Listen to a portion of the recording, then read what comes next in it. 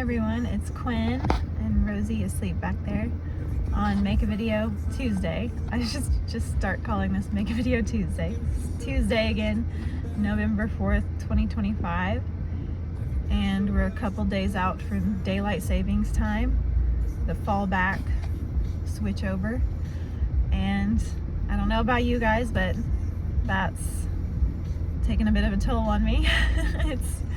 It's just made me feel tired for some reason, which doesn't really make sense because you're supposed to get an extra hour of sleep. So I don't know why I'm so tired all of a sudden, but for some reason I just randomly wake up around 2 in the morning now and can't go back to sleep for a couple hours, but we're adjusting.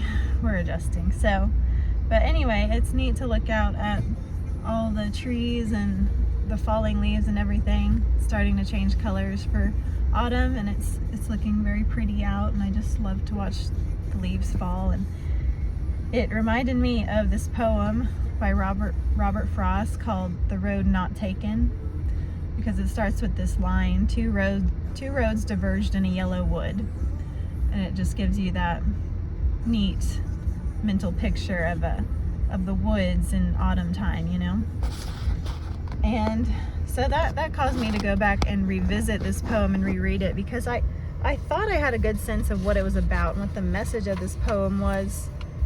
You know, these are some pretty famous lines from it, perhaps you've heard before. It ends with these lines: "Two roads diverged in a wood, and I took the one less traveled by, and that has made all the difference." So based on those lines, you might think this poem was about, you know, having the courage to make an unpopular choice, because he took the road less traveled by, right? Is what he asserts in this poem, the speaker.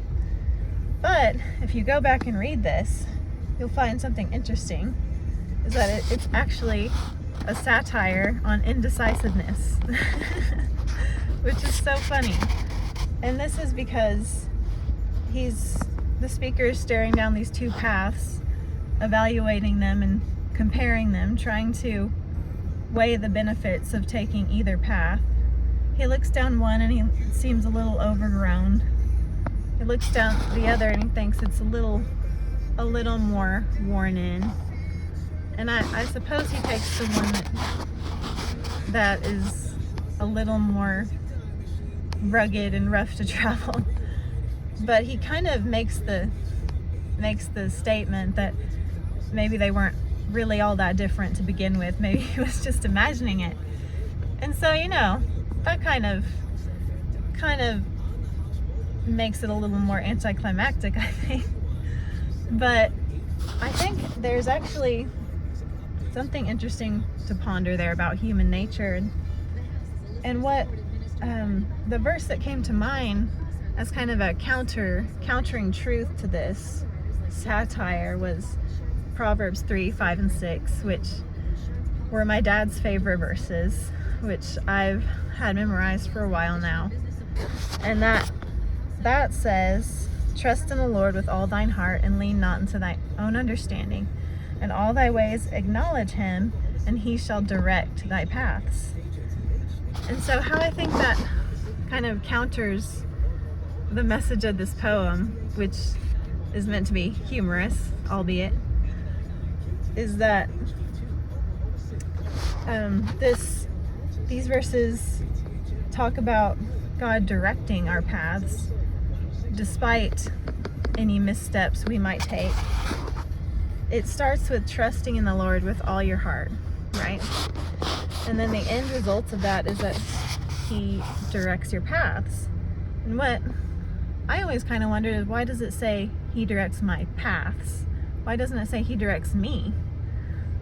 But I think there's actually some comfort in that, because, you know, that could create more pressure on us. Like if he's directing us and we're so worried about always making the right decision, always finding the perfect thing that's in line with God's will, maybe that can distract us from actually just being in God's presence.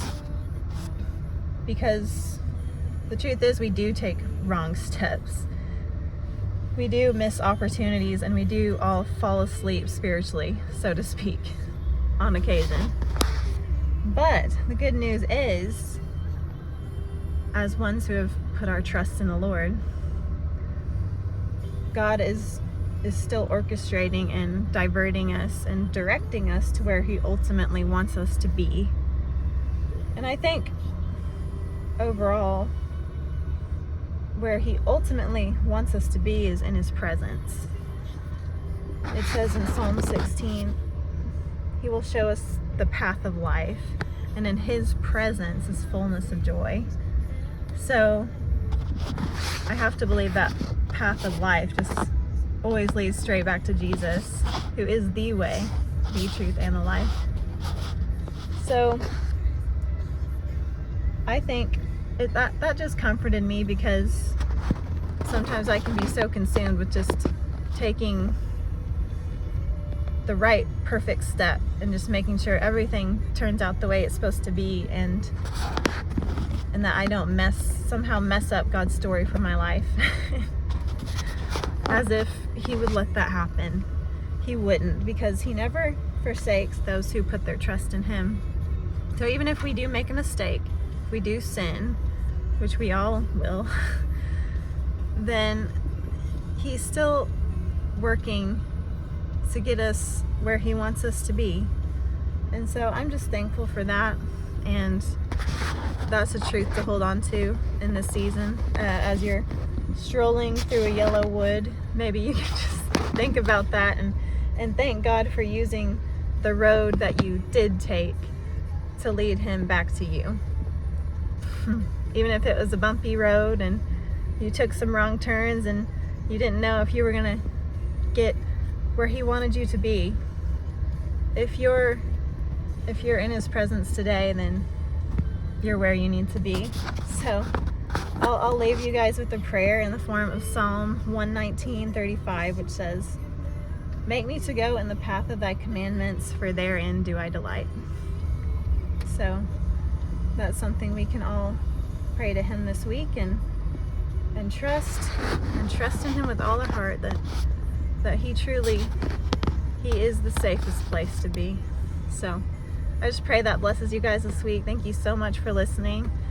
I love you guys, and God bless you all, and we'll talk to you next time. Oh, and also, thank you all so much for your sweet comments on our photos. That was really sweet, and that just made my day. So, and thank you to Sarah for taking those. Thank you guys. We'll talk to you next time.